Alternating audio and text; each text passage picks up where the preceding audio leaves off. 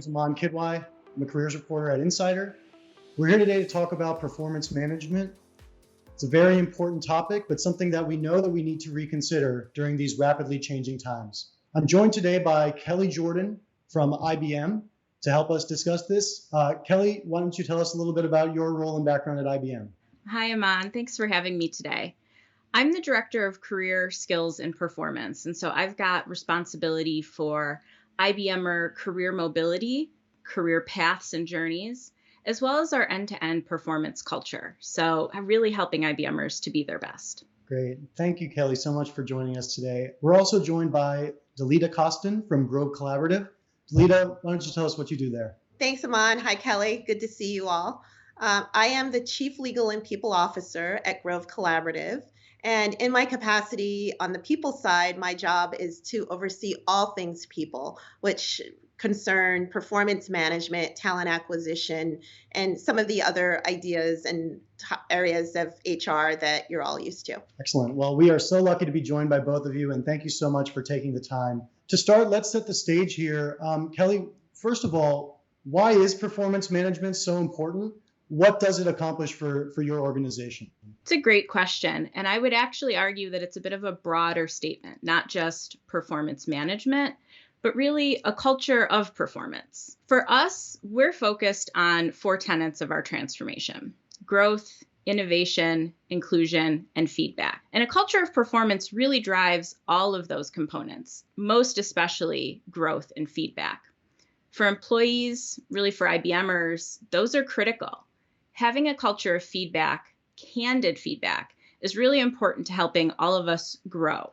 And when we grow, IBM grows.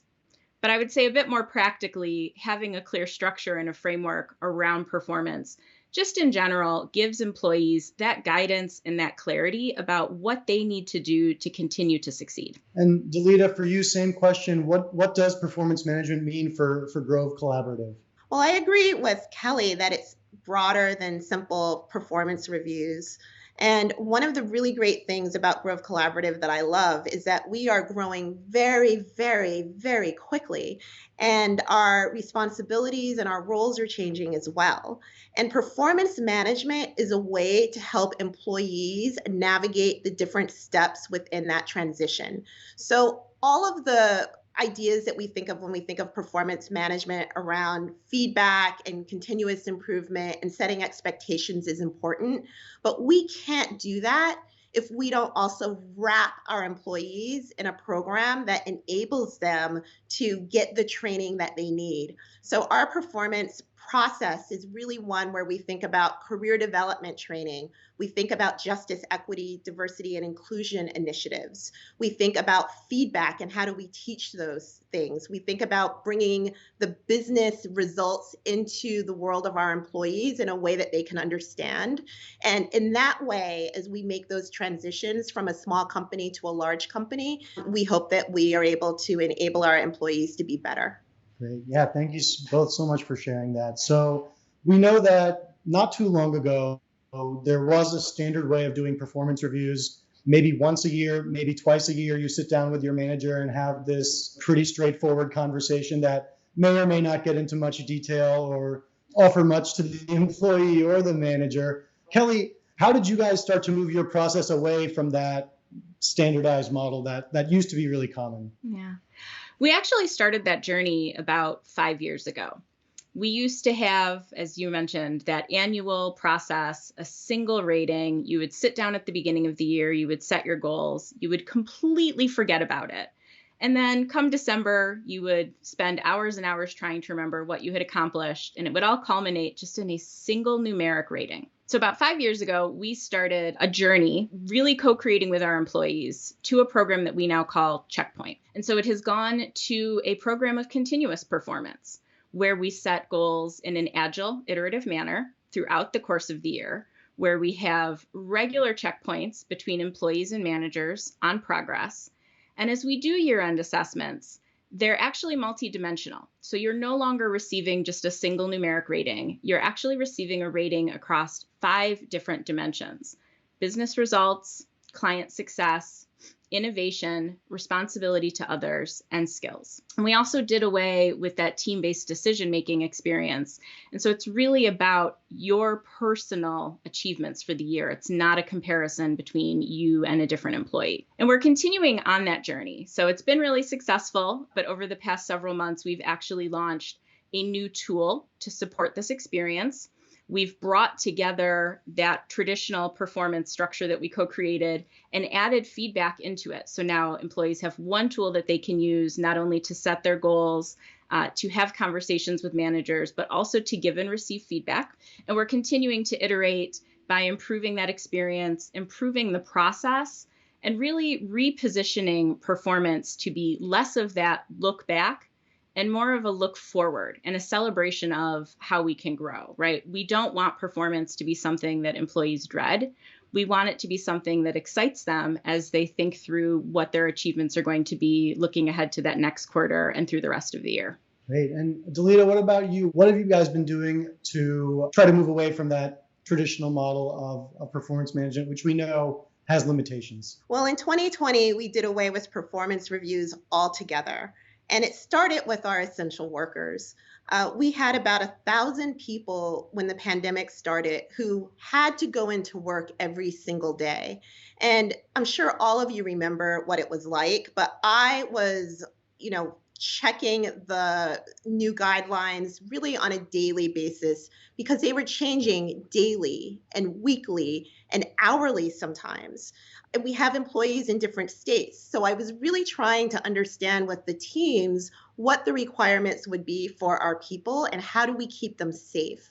So in a lot of ways, performance management started with our essential workers because what we were seeing is that people were really struggling to make the change in just a pandemic mode at all. People were worrying about childcare. People were worried about their elders. We have a majority Brown and Black population within our company in the essential workspace especially. And there were rules around in different states who could be on the roads to go to work early in the pandemic.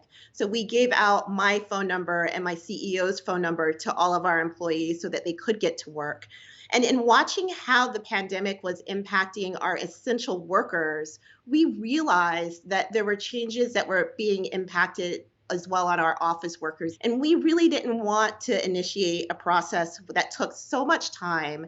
And as Kelli says, doesn't always have the benefits that are long lasting. So we took the opportunity to completely scrap the process and really try to find ways to address our workforce where they were with the challenges that were going on with the pandemic, but also to introduce and layer in programs that would help them give feedback to each other. So we had feedback and training sessions on feedback and coaching. We introduced JEDI equity, diversity and initiative programming.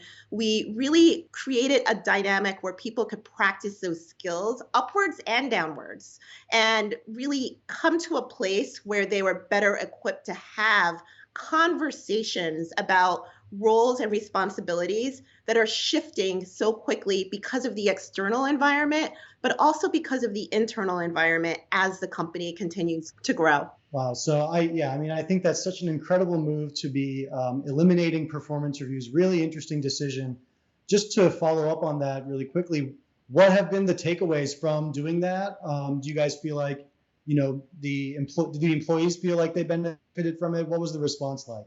Well, we've reset them for 2021, but the difference in 2021 is that they are built on the skills and they are still designed to force all of us to practice the skills of feedback, coaching, upwards conversations, which are really important. I mean, performance reviews, we think of them as our managers giving us a score, but it's equally important for us to be able to have conversations with our managers about what's important, where am I doing well, what can I improve, and here's how I see my career going, and here's how I see my benefit and contribution to the company being able to take shape. So we did reset those performance reviews in 2021, but they're refreshed. They're a lot more streamlined. There's a lot more opportunity for up and down and collateral or same line conversations and feedback to come in. And at a company like Grove that's growing, I'm sure that performance management will also continue to grow as we listen to what our employees need, because the company changes so quickly from month to month, year to year as well. So, Kelli, from your end, you mentioned that reshaping performance management has been a process you started about 5 years ago. How did the pandemic alter those plans, accelerate any plans? What have the past 14 months been like as you're in the midst of transformation? We've actually been doing a lot of the same things that Delida mentioned. Our focus on feedback has been really significant, especially throughout the pandemic, and is going to be continuing onwards because feedback is such a core tenet to how individuals improve, how they have relationships. We started a new feedback framework. We launched some really fantastic new digital learning around feedback. So we've got both digital learning to enable all IBMers, as well as targeted workshops to help managers specifically get much better about giving candid feedback. We've also focused on internal career mobility, coaching and mentoring as part of that growth and performance discussion. So we've launched new tools around career growth, as well as coaching to help all IBMers find a coach or a mentor to help them. We actually had done a survey the end of last year, really trying to understand where IBMers were with regard to mentorship.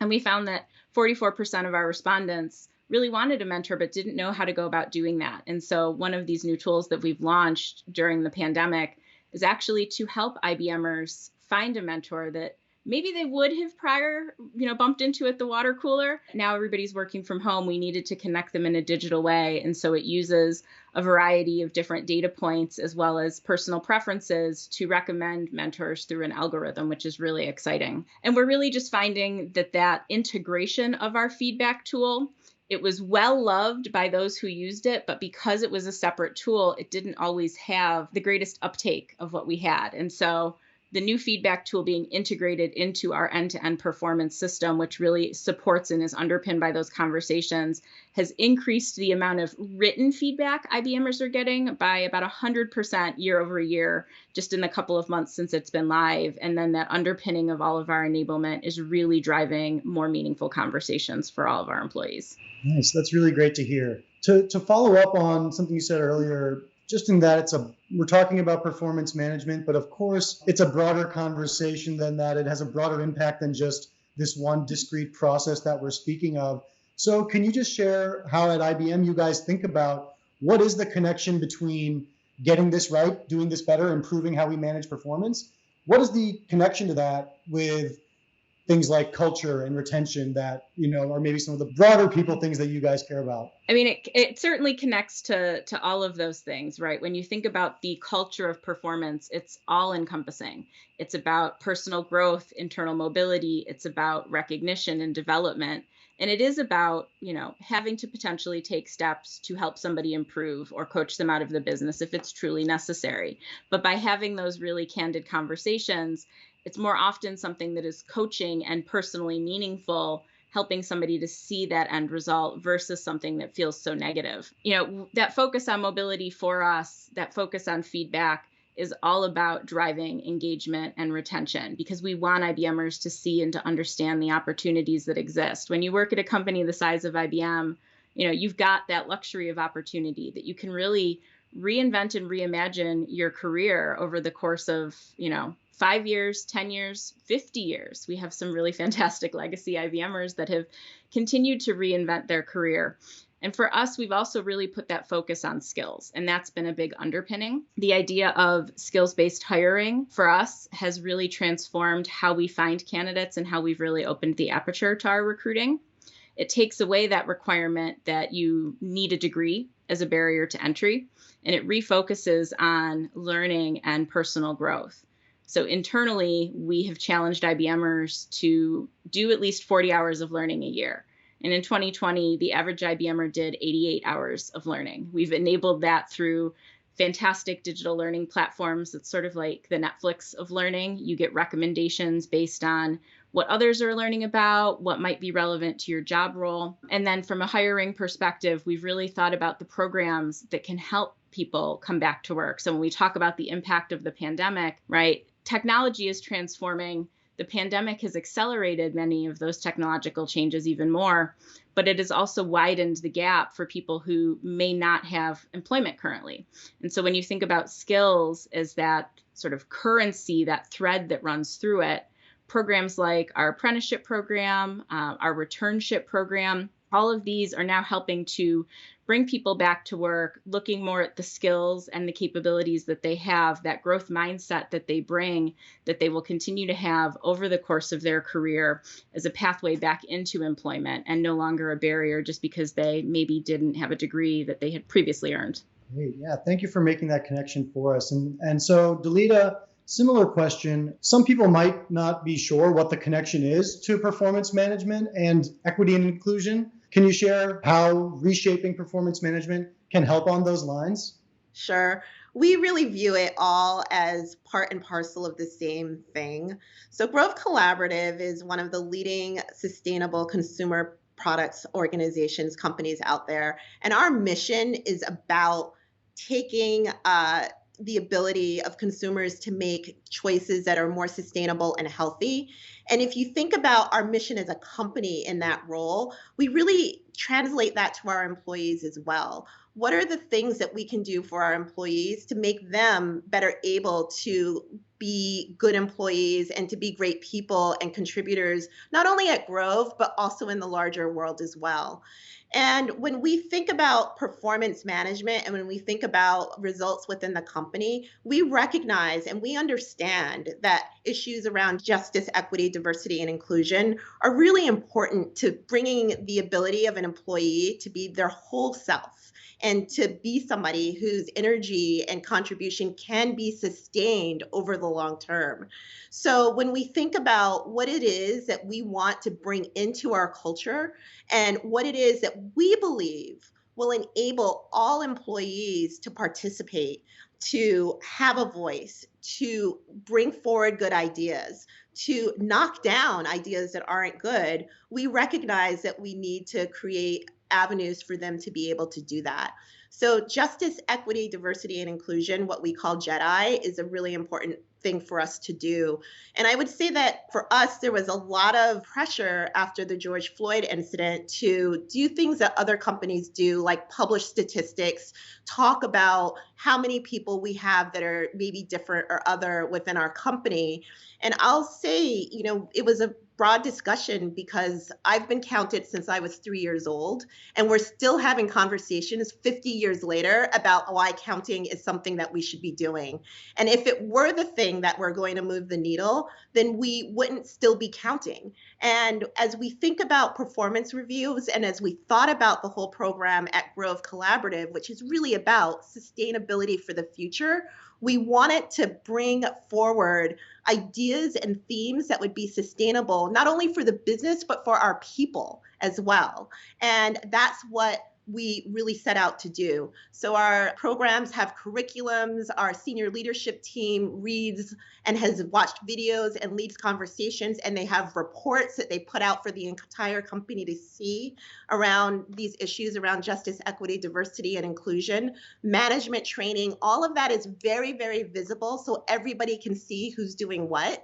And it really does lead, we believe, to a situation that will enable us all to be better, not only at Grove, but also in the larger world that Grove exists. And Grove is absolutely a part of the world in terms of wanting to see a healthier environment for all of us. Excellent. Yeah, thank you for helping us draw that line. It can be a really important one for everyone to understand. So we're almost at the end of our time here, but I did want to just ask both of you guys one more question. What is your advice for peers working in HR on how they can really tactically make this change possible within their organizations? Kelli, we'll start with you. I'd say probably two pieces of advice. I know you only asked for one. First would be to really talk to and listen to your employees, co-create with them. Give them the space to share what performance means to them, how they want to have conversations, how they want to approach feedback. Don't necessarily make it feel like such an HR initiative. Make it feel like something that is being developed by the entire company, because that's really what's going to give you the adoption. But second, I would also say really think about the objectives you're trying to reach with your redesign, right? Is it about company growth? Is it about building relationships? What do you want to achieve? And ensure that you're infusing that into anything that you approach with a redesign for performance. And Delida, how about you? I agree with Kelli on the piece with co-creating with employees. That is very, very important. We get so much of the information about what's critical from those conversations with employees that are made easier because we've helped people learn how to have feedback conversations with all of us and give us that kind of feedback. I would say that the other piece of advice, though, that is really important is don't be beholden to your tools and to the systems that are already in place. There is so much creativity that's out there, and there are so many ways that we can accomplish the objectives that we need, and we don't always have to have the tools in place to do it. That can come later, but we can experiment. So don't be afraid to throw out the old tools and the old way of thinking and get a little bit creative. Excellent. Well, thank you both so much. I think we've learned a lot today about how and why performance management is important, how it ties to key company initiatives such as culture, diversity, equity, inclusion, and retention. So thank you both so much for taking out the time.